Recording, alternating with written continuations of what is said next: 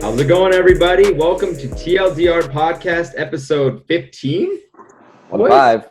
1-5. What a week we've had. What a day we've had. What a night we've had. We had a fantastic, well, for some, a fantastic football game. It turned out to be a little bit of a shit show, I guess we could say. The Stanley Cup has been awarded. Congratulations to the Tampa Bay Lightning, but we'll get into that. And the MLB is about to start their playoffs tomorrow. Yeah. And the finals for the NBA, I think, are starting. Are they started yet? Wednesday. Wednesday. There we go. So Tyler, I was going to ask you earlier that I know that your Dodgers start on Wednesday, and if there was a Game 7 in the NHL, I was going to ask you, which game are you going to be watching? That's a stupid question, Tradon. Of course I'm watching my Dodgers. Of course the NHL. That is not a stupid question. Now it's a stupid answer. No. James, give me a rundown of how you felt about Monday Night Football. Very disappointed. I really thought it was going to be a high-scoring affair, back and forth. But Lamar Jackson he wasn't on it tonight. He missed a lot of throws that would have made this game competitive. Patrick Mahomes showed once again why he is the best quarterback in the league, and it's not even close. Very disappointed. I had a lot of money riding on this. I put up, I think, $73 on DraftKings, and I lost all of it. So that's really fun. But, you live and you learn. Here's the next week. Well, we'll jump back into football. But for now, hey, Eric, why don't you take us away about, Tampa Bay just Stanley Cup. Take us away, man. Yeah. The Stanley Cup is over. Fuck. What the fuck, dude? We needed a Game 7. It's always sad to see it go like this. It seemed like just the other day it started in August. It's fucking about to be October. But that was a fast fucking playoffs. Let's just go through the games here. Game 1, the Stars came out ablazing. They won 4-1. As Tradon would say, utter domination. They were all over the puck. They seemed to be more rested. Tampa had to go a couple extra games in their series. But then we see Game 2, Tampa had their foot on the gas. They end up winning that in a close one, 3-2, but they were up 3-1 most of the game. Stars scored in the third period, and I thought actually we were going to see a comeback, but we didn't. Game 3, Tampa just beat fuck out of the Stars. They were up 4-0 in the first, I believe, and they ended up winning that one 5-2. Just one of those games that you erased out of your mind, throw it away. Game 4, a little controversial call in overtime. I believe double overtime. We'll get into it, but the Stars kind of got fucked that game. They lost in overtime, and after that, they were down 3-1 in the series. Game 5 was another battle. Tampa was up most of the time, seemed to be dominating, like they were going to pull this off. Of course, Scory Perry comes through, gets the overtime goal after he was skating around screaming in Hedman's face like a dog on the ice. And tonight, Game 6, unfortunately, the series has ended. Tampa completely dominated this game. They win 2-0. They had the puck the whole fucking game. It was one of those games, like, if you're not a Tampa fan or you're not a fan of either team, you want to see good fucking, the deal was sealed by Tampa. Complete domination. Boring to watch. Fucking, we needed a Game 7. Tradon, your head's bouncing all over the place. Which game to you stuck out the most of this series? That's a good question. Well, the controversial game, which would have been Game 3. That one was that Game 3? No, Game 4. Excuse me. That one was fairly controversial only because Jamie Benn. That's not a penalty. You should not be in the box for that. I will say this: if it wasn't for a controversial call in the third period, the Dallas Stars wouldn't have tied the game. So it was kind of like a makeup call. But I'm sorry, I don't care if it's a makeup call or not. You can't make that call in the Stanley Cup final. Which call was that? The one in the third period? I can't remember what it was. I know that forget what it was, but I know that it was Benefited the Stars. benefited the Stars enough for them to take I to tie it up. Yeah. Yeah. Okay. Actually, yeah, it's coming back to me. The game 5 was pretty exciting. The double OT was extremely exciting. But then I really look at game 6, and I could tell by the minute the puck dropped, then the first 5 minutes, it's going to be over. I mean, Tampa was swallowing up the middle of the ice. Dallas could not pass to save their lives. It was really frustrating to watch as someone who wanted to see a game 7, but it also, as a hockey fan, I appreciated at that, if I didn't already appreciate it, at that moment I knew Tampa Bay is like where every team needs to be if they want to become Stanley Cup champions. They have the grit, they have the talent, they have the determination, have the ability to close out a series when it matters the most, and they did. Yeah, tonight the Stars kind of look like how the Kings have the last 2 years. Just like can't make a fucking pass, not using the boards, not even getting shots on fucking power plays when it matters in the third period. But, the Stars, they've kind of proved a lot of people wrong. A lot of people didn't even see them get near. James, you've covered them like our whole time covering these playoffs. What are the positives you got out of the Stars in their run that came up short? I think the emergence of talent from Miro Heiskanen. I mean, that guy, he's young, and he's going to be playing for the Stars. He should be playing for the Stars for a long time, and he's going to be a staple of that defense. But it's just the fact that a team that wasn't expected to go anywhere really made a run all of the Stanley Cup. And I think that goes to show how anything can happen in the NHL. It's not rigged like basketball. Anything, it play better if the puck bounces your direction, you're going to win, you're going to move on. And that's really cool to see. It's not always about skill. Sometimes it's about luck, but that's what makes it exciting. Yeah. I would say Heiskanen definitely stepped up. A lot of their depth guys. Well, now we would call them depth guys now because they pulled through in the playoffs for them when it mattered most. And it kind of reminds me of football a little bit. Like you need a little bit of luck in the playoffs. Like, yeah, you can be a dominant team, but just like football, hockey, you need some of that puck luck. You need a little bit of luck. You need a little, garbage goal scored in overtime like Perry got in that game 5. Some players on the Lightning that stuck out. Hedman, of course, wins the Conn Smythe. Tyler, we're talking about all these names of the trophies. Do you know what the Conn Smythe trophy is? That one I do know, yeah. What is it? It's the MVP of the playoffs. Okay, there we go. Aced it. Yeah, good job, Tyler. Hedman won the Conn Smythe. I think he deserved it. That was either him or Point. Yeah. Actually, or even Vasilevsky, the goalie. Who did you think was going to get the Conn Smythe? And if it was Hedman, then what's your reasoning behind it? Yeah, I honestly thought it was a toss-up between Hedman and Point. I do think Hedman did deserve it. I just think I think he contributed to the overall success of this team for the playoffs just more consistently than I think Point did. I think through maybe the first 2 rounds, you think Point was going to run away with it. But, I mean, Hedman had an amazing final. And honestly, every single series was just so good. 10 goals scored, which I think is the record for a defenseman or close to it. Tradon, you can fact check me on that one. But I think it was a very well-deserved Conn Smythe trophy for Victor Hedman. Yeah, he was big wheeling all over the ice. Did you see him when he shook Bettman's hand, dude? I didn't realize he's how much of a fucking monster he is, dude. He's like almost 7 foot, like fucking huge. He's a big boy. Yeah, I'd like to see him and Chara go toe to toe, but who knows if we'll ever see that if Chara is even in this league anymore. Notable players on the Stars: Jamie Benn. He played well. He did most of the little things right. I think he could have done better, but Klingberg was their Hedman, their top D man.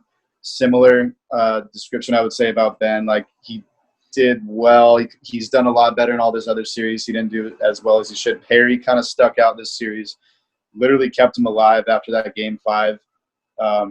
Just ratting around like he does. I think if the Stars were to push it to a game 7, everything's up for grabs, of course. And if they were to win it, I would give Hugh Dobin the Conn Smythe. he's the guy that almost carried them all the way through, but he didn't.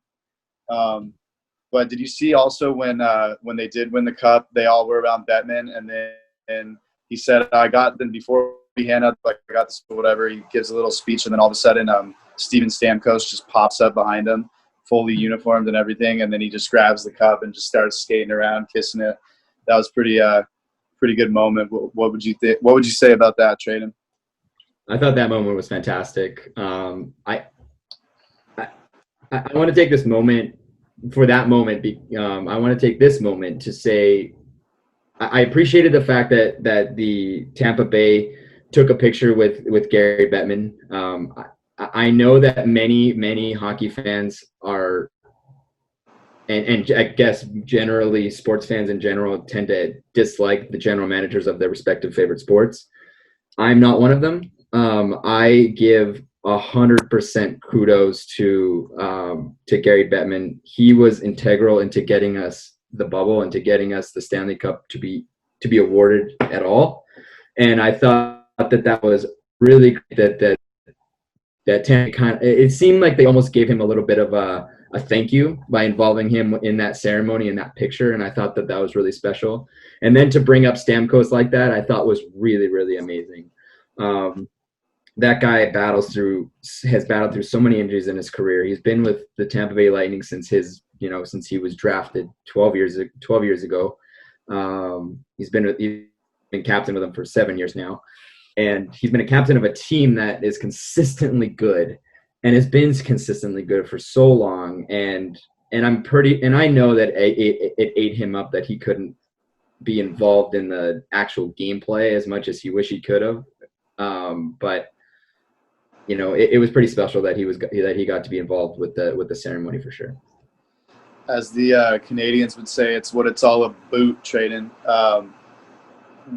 And I don't know if we even mentioned on the last episode, was it game 4 that he actually did, and like his first shot fucking scores. Yeah. And then, I mean, unfortunately, he either re-aggravated whatever's going on or got a different injury. But, at least he literally went in, played a shift, contributed to that win. And I bet their whole team was super pumped about it.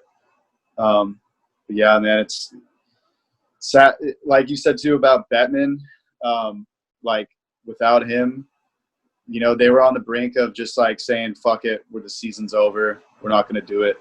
And, Bettman kind of pushed through it, got everything to work, 100% virus-free in the bubble. And they fucking now have the Stanley Cup. They could go show it. They can go back home, show it to their family.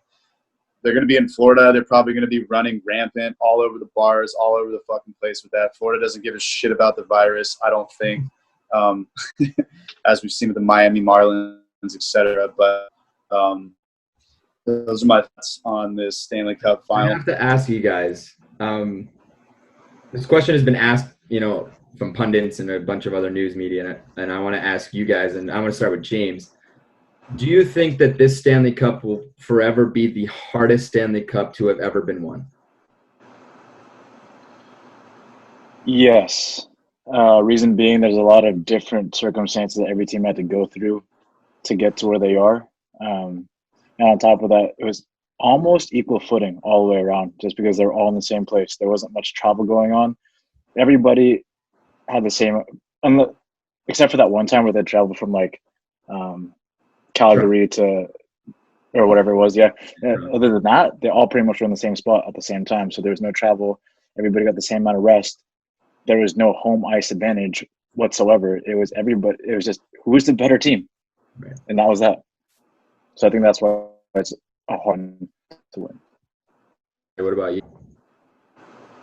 Yeah, I would agree. I think, the competition of the Stanley Cup playoffs, was there, but I think what was a lot different this year, of course, is, no fans. So you have to bring your own energy to the game, which I think without fans is a lot different, and it's a lot more difficult, especially for guys that have been around for so long. I mean, if anyone has been a part of has gone to a Stanley Cup playoff game, it's one of the most electric atmospheres you'll be a part of, and I know that the players feed off of that. So I think that's one way that it was more difficult. And also being away from their family and having to be, in this isolated bubble away from everybody else for such a long time. I mean, I think emotionally and mentally that takes a toll as well. I think that's something I think people kind of take for granted, don't really think about too much. So yeah, I think there's a lot of other components to it were so unique and so unprecedented that I would agree it probably was one of the most difficult, if not the most difficult Stanley Cup to win. Yeah, Eric? Yeah, I agree with everything said. There's no point of me repeating what James and Tyler just said, but exactly what they just said. I would definitely agree. I think the fact that you're sleeping in your own bed and everyone's on the same playing field is definitely makes it the hardest one. And again, so I'm going to pretty much end my talk about the playoffs this year by saying I really want to thank the NHL for everything that they did to bring us the bubble. I thought it was fantastic. The hockey and going back to Tyler's point, bringing your own energy. I forgot there wasn't fans 5 minutes into the first Oilers game. I forgot that there weren't fans because the hockey was fantastic. I thought the finals could have been were going to be a little bit more lackluster than they were last year. I didn't think that. That's maybe last game, but that wasn't really an issue with the fans. It was just one team decided not to show up. You look at the other games, but 2 went to overtime, and they were high octane, exciting games. And I just appreciate the players for everything they brought to the table, and going into a bubble, being away from their families for so long. And even though it didn't end up the way I would have liked to see it, I would have liked to see the Oilers go a bit further. I do appreciate the fact that the best teams in each conference did truly deserve to be there, and the one who won definitely deserved to be there. And I'm going to end it on that. Yeah, I will end this NHL segment with a little random kind of funny story that my friend told me recently. One day he was out this was like a few years ago, he was out in Huntington Beach at the bar called the Bungalow. It's just like a big type of bar. But as he's leaving, he sees like a group of like dudes, and there's fucking 2 guys like rolling around, wrestling in the dirt in their white shirts, super nice clothes. And he kind of like gets a little glimpse. He's walking out. It was fucking Perry on the ground, dude, wrestling his buddy. I think it was like maybe one of the Black Aces of the Ducks, like one of their rookies. But he just sees Perry like rolling around in his white shirt in the dirt, just fucking dicking around. I thought that was kind of a funny story of just all people. It's fucking Corey Perry, always involved in just doing ratty type of maneuvers, fucking wrestling in his white shirt. But yeah, I wouldn't expect anything less of that guy. But yeah, that's kind of what I got on the NHL Stanley Cup Finals this week. Right. Well, Eric, thank you for taking us and finishing up the Stanley Cup playoffs. We do have a lot more hockey to talk about. There's going to be the start of trade. Excuse me. Free agency is going to start to come up, so I'll be talking a little bit about that when it comes up. But for now, that's the wrap on hockey. When we come back, we're going to go over to Tyler. Tyler, MLB playoffs are starting tomorrow, baby. Let's go! Let's go. All right, we'll be back. And welcome back. Tyler is going to take us through the MLB playoffs that are starting tomorrow. I'm pretty excited. I think I can now turn my attention more to baseball, and I will, I promise. Tyler, take us away. Boys, we made it.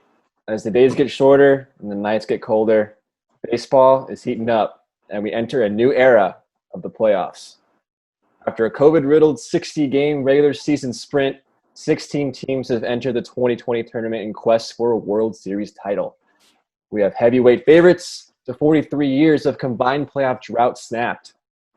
For the first time in baseball history, we have a 16-team tournament with a best-of-3 first round, where no team is safe from the wildness of October baseball. Welcome to the 2020 MLB Postseason. I'm excited, boys. Let's do this shit. What an intro! Can we just like give them that props? sounded like a commercial.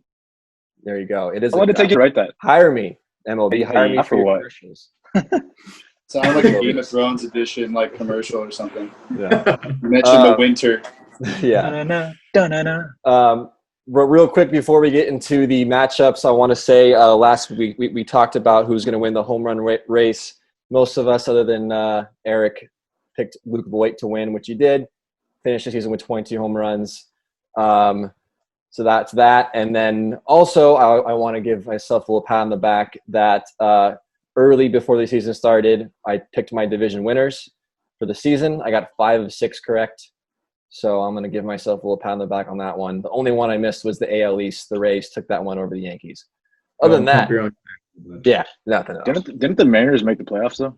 So you should get like -5 for that one. You mean the Marlins? Yep, there we go. The Marlins. Seattle Marlins. -10.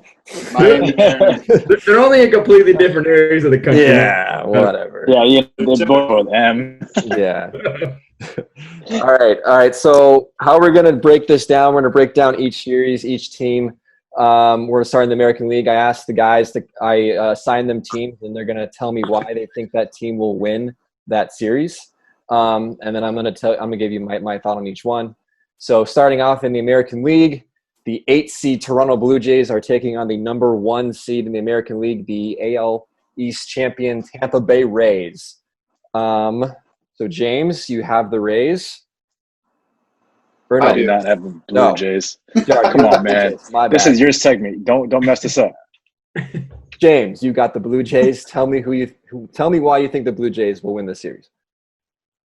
To be honest, I don't think they're going to win the series, but they might, because Vladdy Jr. has been on fire recently, man. He has had a hit or multiple hits for the last 6 out of 7 games.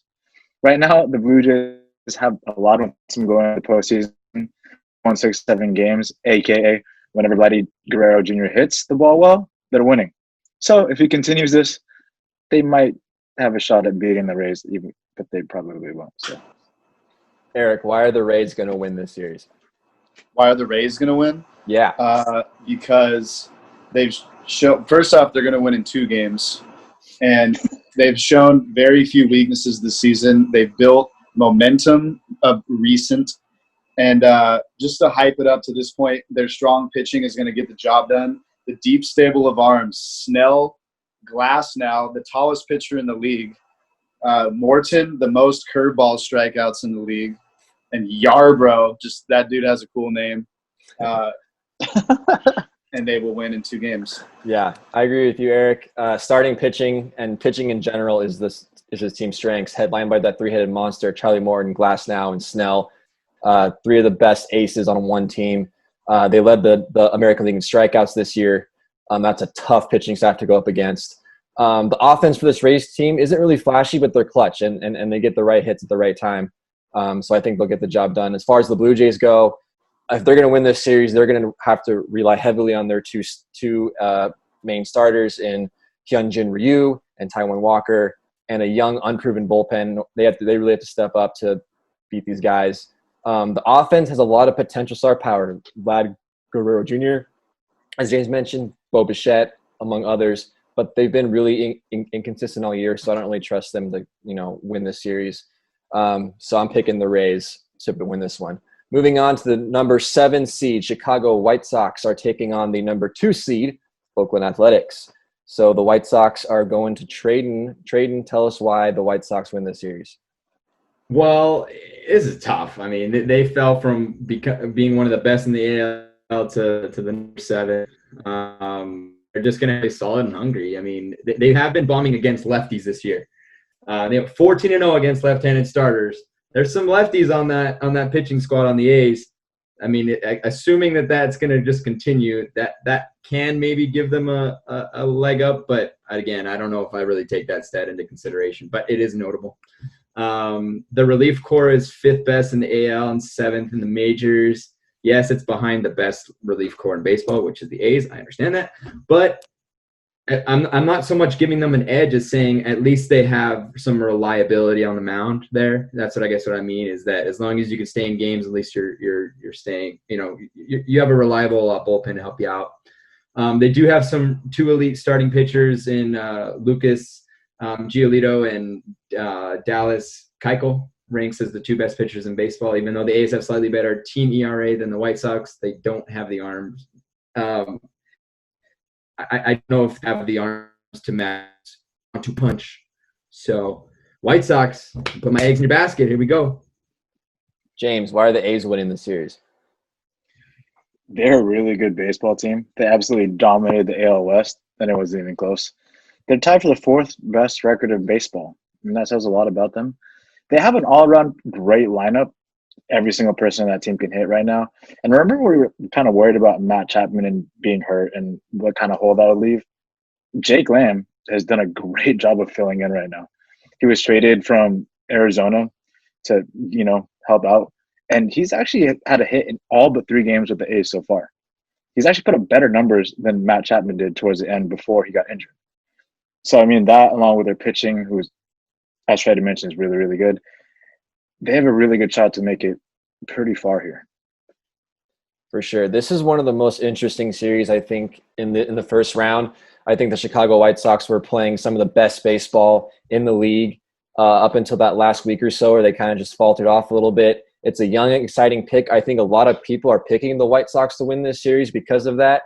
I'm going to go with the A's, though, in this one because of that bullpen, the best bullpen in baseball.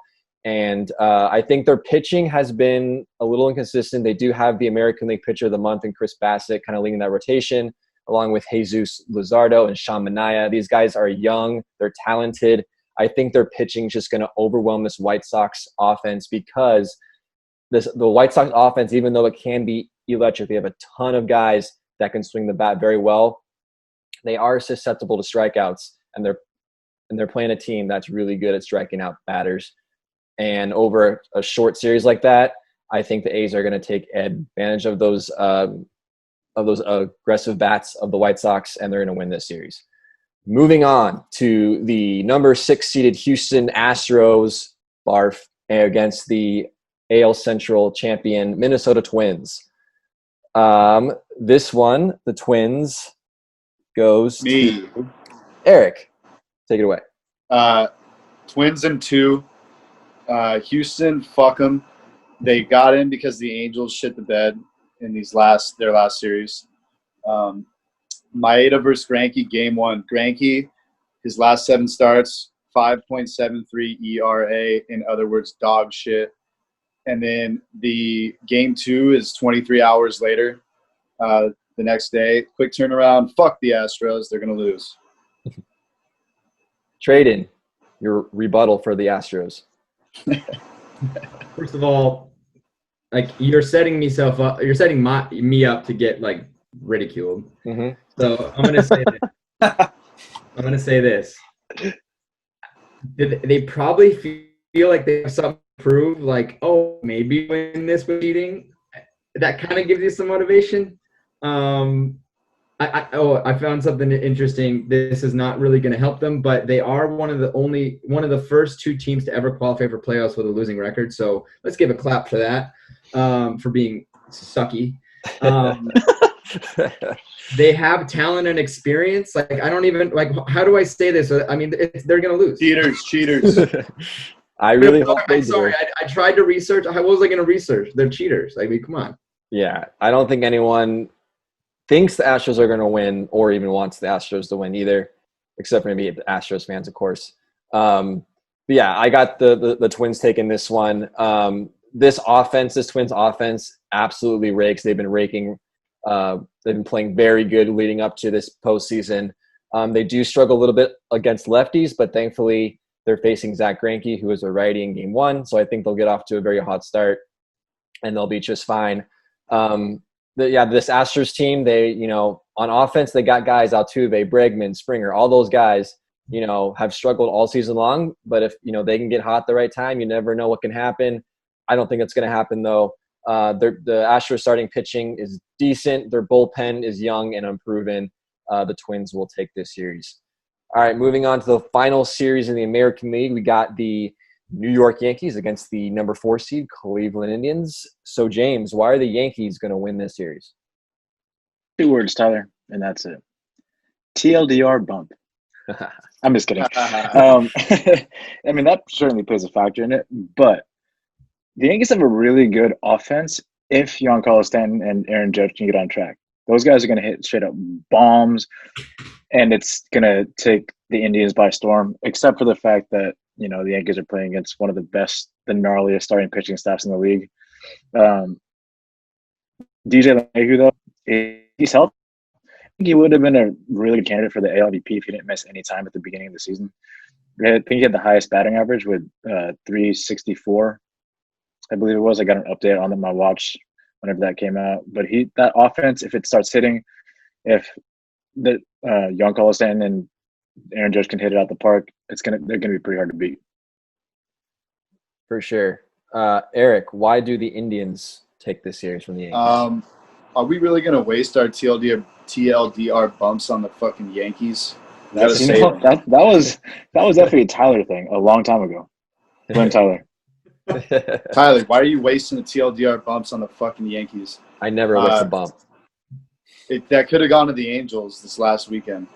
But I think Indians will pull it off in 3 games. Bieber will be lights out. He's got the 1.63 ERA. And Plesac, is that the guy that we were talking about that broke and all that? He's going to make up for it by playing well, and they will win in 3 games. Yeah, this is also a really, really close, even series in my mind. I think I think for me, the biggest toss-up in the American League. The Indians are playing really good baseball heading into the postseason. Their offense lacks depth after Jose Ramirez and Francisco Lindor. So that's my kind of concern for the Indians. But their starting pitching, like James mentioned, is nasty. Headlined by Shane Bieber, the first AL pitcher to win the Triple Crown in pitching since 2006. One of the best pitching Justin matchups Bieber's brother. Yeah. One of the best pitching matchups we'll see in the first round, Shane Bieber versus Garrett Cole, the Yankees. I'm really excited for this Game 1 matchup.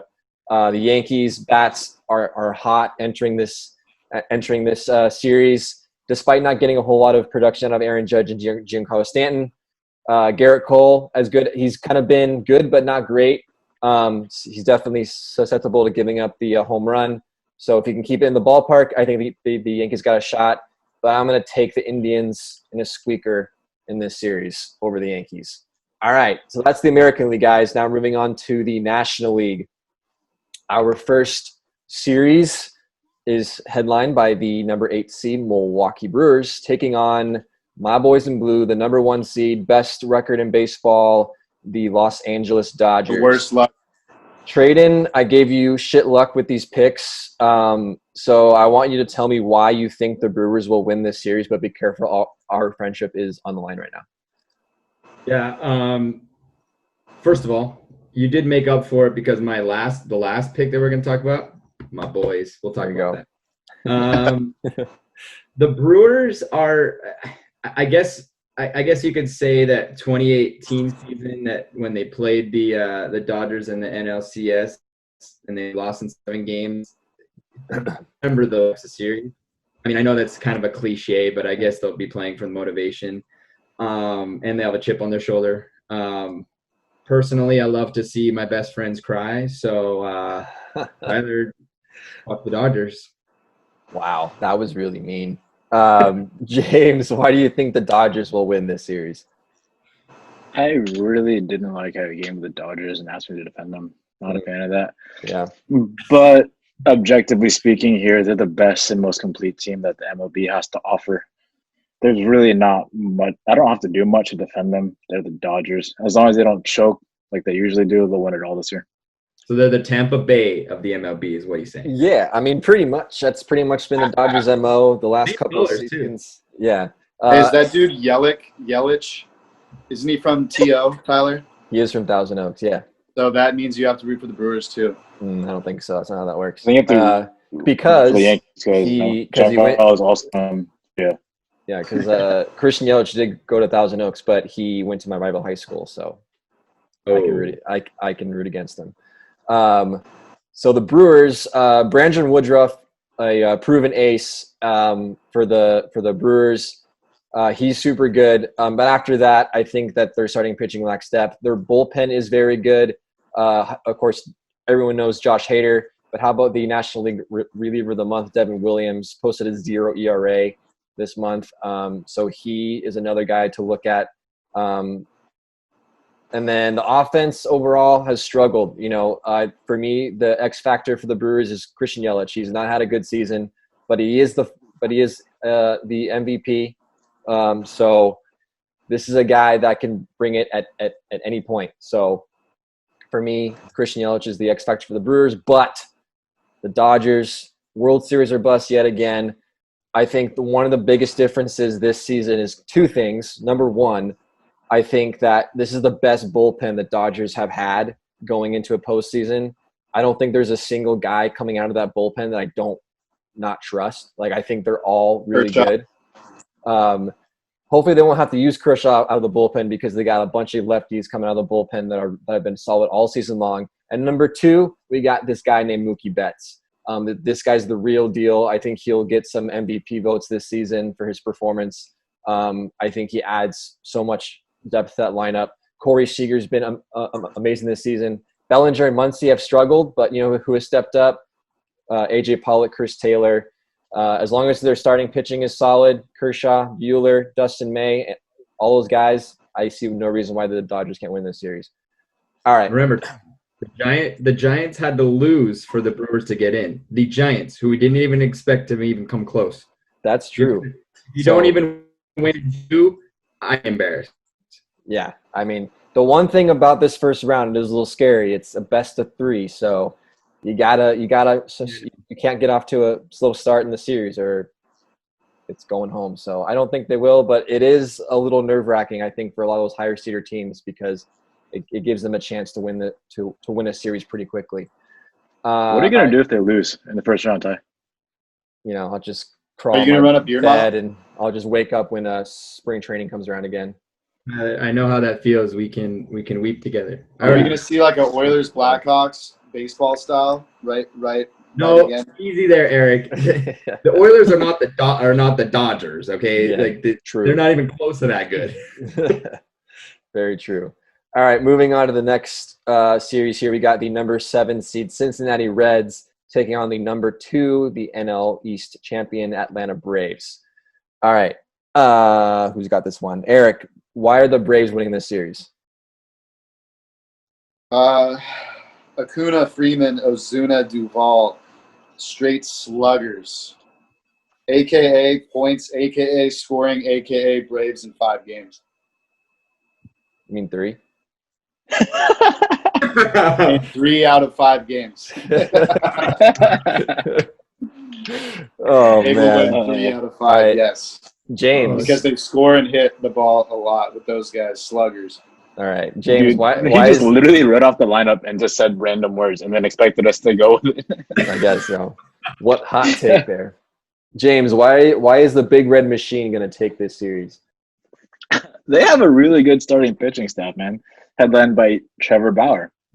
You asked me to look up something about Trevor Bauer midway through the season about having under a 1.0 ERA. Little did you know, he gave up 3 runs and then his ERA ballooned to a huge 1.73. Like his ERA right now is really amazing. And next up is Luis Castillo with a 3.21 and Sonny Gray with a 3.7. These pitchers last a long time and will go deep into games, which will, help out the team and the bullpen later on when they go into later rounds. I actually have a really good feeling about the Reds this year. I think they're going to go pretty far. I think they're going to see the Dodgers in the NL Finals here and hopefully, have a good series there. But they're my picks to go all the way. That's what I'm feeling right now. Go Reds. All right. As far as the Braves go, I mean, their lineup stacked. I think Freddie Freeman kind of overtook Fernando Tatis for the favorite to win the NL MVP there in the last few weeks. This guy is hitting super well. They have the second best ranked offense in baseball behind the Dodgers. Bullpen, it's great. Starting pitching is going to be their key here. They've had a lot of injuries. They're starting pitching. Mike Soroka, Cole Hamels out for the season. Mike Fried, their best pitcher this season, is coming back from an injury. Rookie Ian Anderson has looked pretty solid, but he is a rookie, so we'll see if he can step it up in the postseason. As far as the Reds go, as James mentioned, scary rotation. Bauer, Castillo, Sonny Gray. This is a scary 1-2-3 punch, can take on any team in baseball. The offense has shown to be inconsistent and home run happy. Their 2.12 team ERA is the lowest in postseason history. So it's pretty much home run or nothing with this team. But if these Reds bats are hot and they pitch well, this is a scary team to face, and that's why I'm picking the Reds to pull off the upset in this one. Reds over the Braves. I think this is the most intriguing matchup in the first round in baseball. All right, moving on to the next series. We got the number 6 Miami fucking Marlins. Holy shit. They snapped a 17-year postseason drought. Surprised everyone by taking the 6th seed here. And they're going to take on the number 3 seed Chicago Cubs. Eric, the Marlins surprised everybody. Why are they going to surprise people again and beat the Chicago Cubs? Because they are the second team in history to make the playoffs after losing 100 games the season before them. And they've only been in the playoffs twice. Guess what happened both times they were in the World Series? I mean, in the playoffs, they won the World Series, unlike the Dodgers. But, yeah, that's why the Marlins will win. They just seem to get it done when it matters in the playoffs. Cheap shot. Tradon, why are the Cubs winning the series? Yeah, Cubs had a better season statistically with a 34-26 record and a plus 25 run differential versus the Marlins 31-29 and minus 41 run differential. Pretty sure you have to stop runs and if you want to win these types of games. Cubs, the NL from beginning to end fell below 100. And the Cubs have a reliable starter rotation in Yu Darvish and Kyle Hendricks, I think. And I think that this best-of-3 format is going to kind of play into that. If there happens to be a Game 3, they do have John Lester, who has three championship rings, has a 2.51 ERA in 154 career playoff innings. And that would take the ball. So in that third game. So I think that I'd have some confidence that they'd be able to finish it up then if they didn't finish it up in 2. But if they win, they'll be 3 for 3 in making the playoffs and winning the World Series. That is true. That might be enough. Call them the GOAT organization of baseball. That would be pretty insane. I think what this team doesn't have that those other 2 Marlins World Series championship team was an actual offense. I think that this team's offense is one of the worst in baseball. I don't think they really have a chance against this Cubs pitching staff. If they are going to win, it's going to be behind their great young starting pitching, Sixto Sanchez, Pablo Lopez, Sandy Alcantara. These guys are really good, and they got a bright future ahead of them. If they can shut down this Cubs offense, who hasn't been that great either, I think this is going to be a pretty low-scoring series overall. They might have a shot in a short series. You never know. So for the Cubs, their stars, Chris Bryant, Anthony Rizzo, Javier Baez, these guys have been super average. They need to step up and play like stars. Yu Darvish, Kyle Hendricks. I think these guys are going to tear through this Marlins lineup, and the Cubs will win this series. All right, moving on to the final series in the National League. We got the number 5 seed St. Louis Cardinals taking on the Slam Diego Padres, the 4 seed. All right, Tradon, I know you liked covering this team all year, so that's why I gave them to you. Why are the Padres winning their first postseason series in 14 years? Yes, they are the most exciting team at the MLB with my boy Tatis Jr., Manny Machado, bad boy ace caliber starters, bad boy Mike Clevenger, and Dinelson Lamet? The Nelson Lamet. Okay, excuse me. They've had an electrifying offense. They have a deep bullpen. They've been playing lights out, and I think that they're ready for this best-of-3. We're going to see grand slams with sides of ham, bat flips, steals, whiny bitches complaining that they're breaking all the rules. Fucking let her rip, Padres. Let's go. Love it. James, why are the Redbirds winning this one? Question fast. Is Clevenger hurt? Because he exited the Angels game in the first inning. No worries. He'll be back. He's questionable to start for the Padres, so he'll be back. No big deal. Okay. Okay, as far as Take it do you guys remember at the beginning of the year they missed a ton of games because of all this COVID shit? Well, as a result of that, they had to play 11 doubleheaders this season. That's a ton of doubleheaders, a lot of innings, a lot of time spent at the ballpark. They're probably tired, and that's the reason why their power went down and home runs went down. But now they get some rest, no more doubleheaders. They get the same rest as everybody else. And so I think that's what the power is going to come back for all the hitters there. So Paul Goldschmidt, Matt Carpenter, Yadier Molina, they're going to start hitting bombs again. That's going to help out this semi-decent pitching staff to beat the Padres. Nice. Yeah. As far as the Cardinals go, the starting pitching, their bullpenner strengths. Jack Flaherty, ace. I think he's got a really good shot here to give the Cardinals a game. Their offense, as you mentioned, is the weakness. They ranked last in home runs in baseball, 27th in slugging. In the postseason, usually teams that don't hit a lot of home runs don't tend to win a lot. But we'll see. The Padres, as far as their pitching staff, they are battling injuries. Lamet came out of his start, and Clevenger came out of his last start as well. So they're both kind of coming back from injuries. So we'll see how effective they can be. But those two guys need to step up and be good. Their bullpen is solid, so their bullpen will be fine. Eric Hosmer for Fernando Tatis Jr. have gone through a little bit of a slump here towards the end of the season. So we'll see if they can bounce back. But, Manny Machado also in that lineup. I think this Padres team has been playing too well all season long. I think the Padres will take this series from the Cardinals. And that will wrap up our first round predictions of the MLB playoffs for the wildcard round. I'm super pumped. We got 4 games kicking off on Tuesday in the American League, and then on Wednesday, a full slate of games, 8 series all going on at the same time, all day long. American League, National League, MLB Postseason is here. I'm excited. Let's fucking go. Exactly. Everybody go do the Baby Challenge as you watch one of these games. That's crazy. Yes. We were thinking that together. That's insane. We're just alcoholics and like hot dogs, apparently.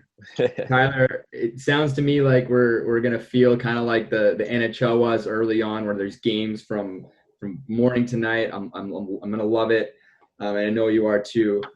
Thank you for setting up those series. But we're gonna take a break. When we come back, James, you're gonna give us some waiver wire picks, and I kind of want to get some banter in about our fantasy. I love. Oh, I got an update for you guys. 3-0, 3-0. We'll be back. Yep. Welcome back. Week 3 is in the books for the NFL, and James is back with his waiver wire. What do you got? Well, first off, I just want to start off with an update for our fantasy football league here. It was a big week for us. A lot of big games, big matchups. I finally got my first win of the year. I barely beat Tyler today, bringing me to 1-2. And Tyler's 2-1. He's no longer undefeated. Damn. Eric handedly beat Kegs by 55 points. And Eric is now 3-0. He sucked last year, but now he's one of the best teams in the league. Last and then Tradon over here beat Alex, bringing Tradon to 1-2, and Alex to 0-3, making Alex the only winless team in the league, a.k.a. you probably have to do the beer mile soon, man. Oh, and boys. That's right. I forgot about that. I thought I was going to get destroyed, and then all I needed was 2 points from Patrick Mahomes, who, oh, by the way, got 40 today. Not a big deal. But I ended up second this week. So I had a shitty team. Like a lot of my players had a shitty week for the most part, at least early on, and I was really worried. Now I'm ready to ball it. And now Trey's going to go winless for the rest of the year. You heard it here first. Beer mile. Getting into our waivers. Beer mile. Going to the waivers here, we're going to start with quarterback. And my quarterback pick for the week is Jared Goff from the Rams. He's owned by 37.4% of people. In week 3, he had 27.24 points against Buffalo, which is, albeit a really, really good defense, guys. He went 23 for 32 for 321 yards, 2 touchdowns, 1 interception, and also had 2 carries for 4 yards and a touchdown. Right now, he's currently ranked as the number 9th overall QB in terms of fantasy points. And the crazy thing is he's trending upwards. Every single week so far, it's only been 3 weeks, but every single week he's had more fantasy points. In week 1, he had 10. In week 2, he had 23. And in week 3, he had 27. Week 27. The Rams offense right now looks really good. I mentioned this before, but it looked like the offense from 2 years ago. And in that offense in that year, Jared Goff finished as QB number 7. His O-line is much better this year than last year, and which gives him more time to read the defense and make accurate throws and actually be a quarterback. Next up, he plays the Giants and the football team. The Giants have a pretty terrible pass defense. They were just beat up by Nick Mullins, who was the Niners' backup quarterback, and he had 343 yards against the Giants. So Jared Goff is going to murder them. I'm going to go around the room here and ask everybody what they think about Jared Goff. Tyler, let's start with you. Yeah, Jared Goff off to a really, really good start. As you mentioned, looked like the Jared Goff we saw 2 years ago that led that Rams team to the Super Bowl. Like I said, he's got a lot of help. I think this Rams offense overall as a whole is a lot better offensive line, better run game. So that's helping him a lot. But yeah, if I were a fantasy owner and I'm a little thinned out, I don't know if he's a quarterback 1 on a fantasy team quite yet, but I think he's literally quarterback number 9, so yes, he is. All right, so like you got a 10-person league and your quarterback's not doing so well. Yeah, there you go. He's better than Wentz. 9. So yeah, but anyway, I think Goff is a solid pickup. He's like he's mentioned, only owned in about 37% of leagues. If you got injuries or your quarterback sucks, look at Jared Goff. Tradon. Yeah, it's pretty great to see Jared Goff starting to play well again. I was kind of worried, but at the end of the day, I was one of the only ones that thought they would win week 1, and they did. I think that Jared Goff's starting to feel it again. He's starting to come back. Sean McVay and him are starting to connect. It seems like they might be starting to connect again. Sean McVay is super creative, super great coach, and I think it bodes well for Jared Goff. If he's feeling confident, he's going to start slinging the ball again, which is clear. I mean, he's number 9 now. Me personally, I don't need him. I got my boy Patty, but if you don't have Patty, pick him up. Eric. Jared G. James, you told me to drop him 2 weeks ago. Yeah, but who'd you pick up, though? Who did I tell you to pick up? This dude named Robinson who got me 37 points, so it's okay. But still, I'm proud of him. He did have a pretty bad season last year, and we've covered it. He had a bad O-line, but he didn't do well this year. 5 touchdowns, only 2 picks, 27 points last week. That could easily win you a week of games in fantasy. And then the week before, 23 points. It seems like he is trending upward, and I would pick him up, except I have Dak Prescott, who actually didn't he did all right this week, but 3-0, I'm just going to stick with the guns. But maybe I'll drop Daniel Jones, pick up Jared G, because Daniel Jones hasn't done too well yet. That'd be good. A couple of other notable QBs to pick up for your waiver wire is Nick Foles from Chicago. He's owned in 0.9% of leagues. He put up 17 points and a half this weekend. He's now the starting quarterback because, Mitchell Trubisky is trash. Eric. And then also Ryan Fitzpatrick. He's better than I do want to give a call out. Go ahead, Eric. He's better than Cousins. He's 3-0. Yes, that's actually kind of Cousins true. is 0-3. That's true. I do want to say record doesn't mean everything. Our big fan Matt Rivera has been giving me shit that Mitch Trubisky is actually better than I said he was. Nah. He's never going to play again. And then Ryan Fitzpatrick from Miami, he's owned in 5.6% of leagues, put up 25.2 points. He shredded defenses, the Jacksonville Jaguars on Thursday, and he was very efficient with it too. And it looks like he's going to be the quarterback for this year. So it's all we want to play. Fitzpatrick is doing well. Moving on to running back, we got Myles Gaskin from Miami. Shout out to Tyler, who threw this out last week, and I didn't believe him. I was like, yeah, no, he's not going to do that well. I was wrong. I'll be the first person to admit it. Well done, Ty. Tyler keeps flexing on us all night. Yeah, dude, you have no muscles, though, so that's weird. He's owned in 45.8% of leagues. In week 3, he had 14.5 points. Against the Jaguars, he had 22 carries for 66 yards for an average of 3 yards per carry. He also added 5 receptions on 5 targets for 29 yards. The crazy thing is about this is that they're a 3-headed backfield, but Matt Breida and Jordan Howard had 3 carries each compared to Myles Gaskin's 22. Snap count wise, it's kind of incredible here. But Miles Gaskin was out there for 75% of snaps. Matt Breida was out there for 18%, and Jordan Howard for 7. Right now, he's tied for first with the most targets through week 3, and that's on a team that has Devon Parker as a wide receiver. The concern here is that he doesn't get goal line touches because those all go to Jordan Howard, no matter where they are. If they're within the 5, Jordan Howard gets the ball. It doesn't matter. But the thing is, the amount of targets he gets and the amount of carries he gets kind of offset that. Right now, he's currently the 21st running back in fantasy. Up next, he faces Seattle. They're no longer an elite defense, guys. They give up a lot of yards and a lot of points, and that's why Russ is cooking right now. He has to make up for his defense by scoring a lot of points. And a big blow to that Seattle defense is that they just lost Jamal Adams. If you guys saw midway through the game, he left because of a groin or quad injury. It doesn't look like he's going to be back anytime soon. So, Tyler, like I said before, props to you for having me as your waiver wire pick last week. Secondly, though, does he make your lineup this week against Seattle? And do you think he'll finish in the top 15? Yeah. Thank you, Miles Gaskin, for backing me up this week and getting everyone else's attention. If I would have started him this week, I would have beat you, James. You'd be 0-3 right now. So I didn't even start him, even though I picked him up. So that was kind of my own fault. But moving forward, I'm definitely going to try and start this guy. Against Seattle, that's an interesting one. Honestly, with how thinned my running back is, or my running backs are right now, I probably will start Miles Gaskin. I think he's got a lot of good momentum with him. And as you mentioned, that Seattle defense isn't what it once was. I think this guy is kind of running back one for them right now in terms of the carries and the bulk of that offensive production. So, yeah, I'm definitely going to heavily consider and probably will start Miles Gaskin for week 4. Will he end up being a top 15 back?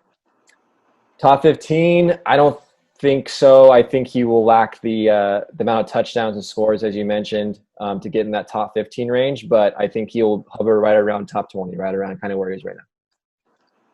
Okay. A couple of other notable running backs is Jeff Wilson Jr. for San Francisco. He's owned in 4.5 leagues. Last week, he put up 21.9 points.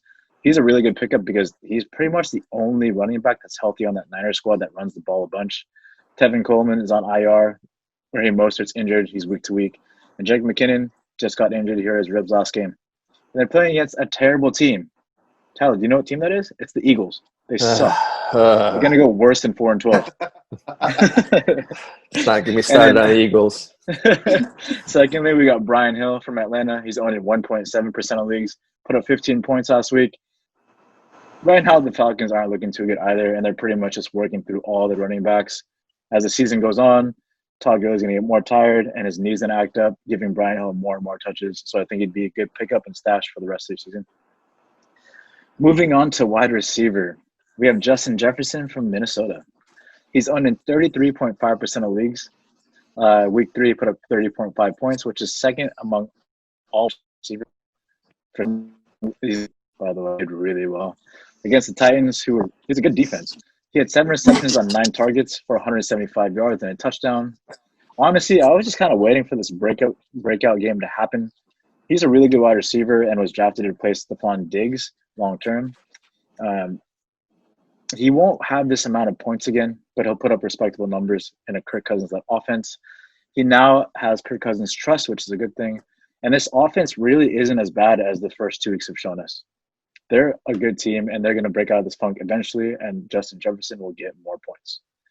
After this game, he has 15 targets on the season, which only trails Adam Thielen, who has 21. Up next, he has Houston and Seattle.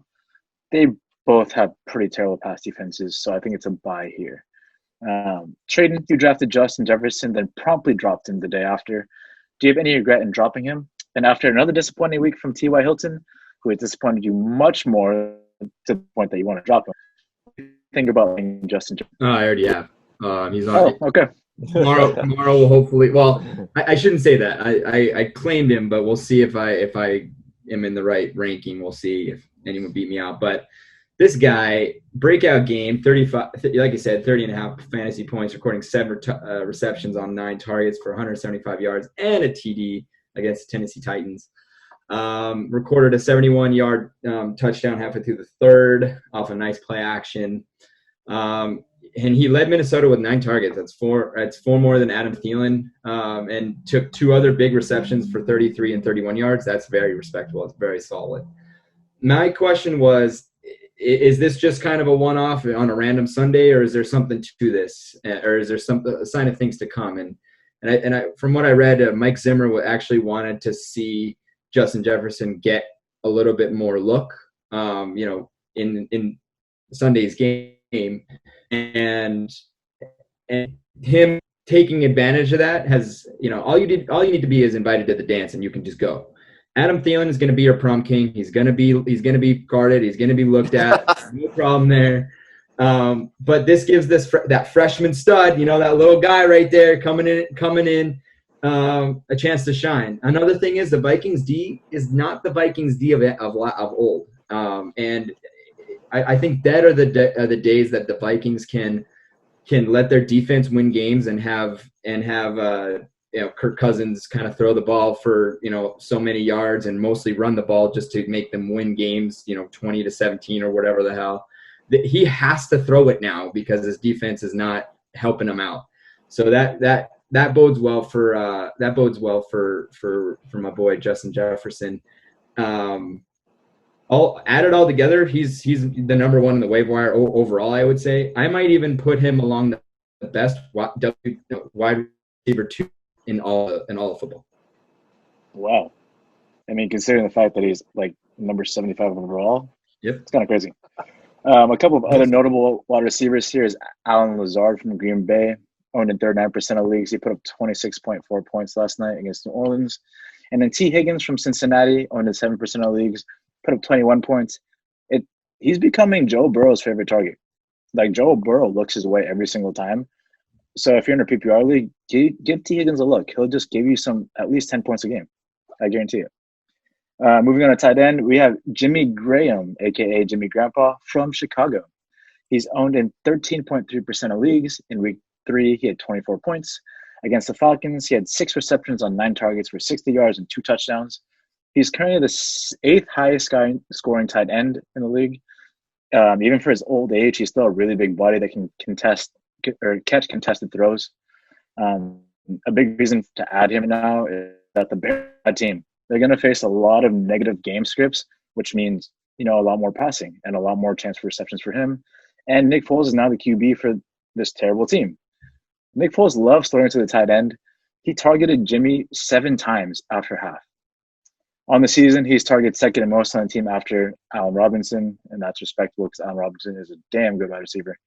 Up next, he faces the Colts and Tampa Bay, which, like I said before, will lend itself to a lot of negative game scripts where they'll be following, so a.k.a. more throwing. Eric, your top tight end right now is Evan Ingram, who hasn't really performed up to par so far this season. What do you think of adding Jimmy Graham at all? Would you add him or not? Dude, I actually, just from what you just said, I might actually add him, but I already threw in waivers for Ebron on the Steelers. But I don't think an episode goes by without me holding a grudge on a fantasy football player. And if there's one guy I'm going to hold a grudge against, OG Jimmy G, and I'm talking Jimmy Graham, because I had him my first time doing fantasy football with you guys. Horrendous year for him. He was on the Packers that year. He dropped like 4 fucking touchdown passes in one game. I remember it. I was freaking out. It was like a Thursday night football game. But like you said, he had Trubisky as his quarterback, who's not as bad as we think, right, Tradon? He's pretty terrible, dude. He's pretty bad. Nick Foles is better, and he's going to get some passes to him. And a bit exactly what you just said, they're going to be battling games. They are going to throw it to him more. Let's just hope he catches it in the end zone this year, because he didn't for me that one year. But, shit, I might have to pick him up if I don't get Ebron. None of you go on your waiver wires right now and claim him, because I might want to claim him tonight. So, we'll see. A couple of other notable tight ends. Eric mentioned one that I had on the list, and that's Eric Ebron for Pittsburgh. He's owned in 24.4% of leagues, and he had 16.2 points. My main concern there is that Pittsburgh has a lot of mouths to feed. They got Juju, they got James Conner, they even have Deontay Johnson who's breaking out. So it's going to be kind of hard for Eric Ebron to get the ball, but he's athletic enough to do so. Also, Robert Tonyan from Green Bay. I had no idea who this guy was up until last night's game, but he's owned in 0.2% of leagues. Put up 16 points. He saw 8 targets the last 2 games. He's becoming one of Rogers' favorite guys to throw to, so definitely give him a look. Lastly, here for my segment, we're going to go around the room, and the guys are going to tell us who their favorite waiver wire pick for the week is. Eric, let's start with you. Does it have to be a guy we're talking about right now, or that we just It talked can about? be anybody you want. Aaron Carr last week. I'm gonna show love to my boy Jared Goff. He seems to be on the trend of uprising. Jared Goff. Trade. Yeah, I mean, I went with Justin Jefferson after my huge talk about him, but I want to give you something, James, to kind of sink your teeth into. I'm going to pick Adam the Lizard Lazard. 6 receptions on 8 targets for 146 yards and a touchdown on Sunday Night Football. He took over for Devontae Adams and came through big time. He's pretty much secured his number 2 spot. I think he's gained some trust from Aaron Rodgers. And Adams' health for next week is kind of still up in the air, which bodes well. And Aaron Rodgers is looking fantastic this season. I don't know if it's just me, but he's looking great. And best of all, the Packers face the sieve that is the Falcons secondary. I would consider this guy even if Adams draws in. That's how much I like him for next week. So if you have wide receiver issues like me, he's a must pick up. Really good analysis there. And Tyler. All right, I got this guy, tight end for the Dallas Cowboys, Dalton Schultz. He's currently the 14th ranked tight end. If all those tight ends that we mentioned earlier get picked up and you need a backup tight end or whatever the case is, this guy's not a bad option to look at. He got 20 points in week 2, followed up with a 10-point performance in week 3. Currently in the season, 14 receptions, 147 yards, and 1 touchdown. Not the biggest offensive threat for that Dallas Cowboys team, but someone to keep an eye on, I think, early on in the season. All right. Thank you, Tyler. And that's it for my segment. Thanks for listening. All right. Thank you, James, for that. It's always fun to talk football after a great week. But I think that about does it for our episode this week. Come next week, we'll hopefully have all the boys back. We'll be talking NBA. We'll be talking MLB, football like normal. And hopefully Eric will bring some other crazy shit like he always does. Mm-hmm. But we'll see. Please like us on Apple Podcasts. We also put out a lot of YouTube videos, so please like us there. Comment on us. We'll be glad to shoot the shit with you there. And we just love the love. We hope you enjoy our content here, and we'll be excited for another week next week. Thank you. Love the love.